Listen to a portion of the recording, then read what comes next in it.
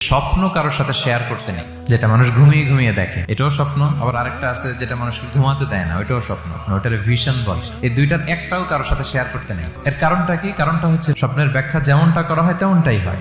আপনি একটা স্বপ্ন দেখলেন, একজনকে একটা বললেন, সে হুট করে একটা ব্যাখ্যা দিয়ে দিল, ওইটাই হয়ে যাবে। এটা আপনার জন্য ভয়ঙ্কর হয়ে যেতে পারে। এক লোক এসে মুহাম্মদ ইবনে সিরিনকে বলল যে আমি দেখলাম আমার ছেলে পানি খেতে খেতে পেটটা এত বড় হয়ে গেছে।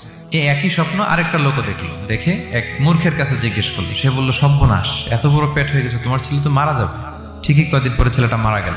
আর একই স্বপ্ন দেখে এই লোক মুহাম্মদ ইবনে সিরিনকে জিজ্ঞেস করেছিল, উনি বলেছেন যে তোমার ছেলে তো অনেক বড় আলেম হবে। ঠিক তাই হয়েছে, ওই ছেলে অনেক বড় আলেম হয়েছে। এই ভিশনও শেয়ার করা যাবে না কারোর সাথে। বিশাল বড় একটা কিছু প্রজেক্ট নিছেন, শুরু করার আগে আপনি বলে ফেলছেন, শেষ, আর এটা হবে না।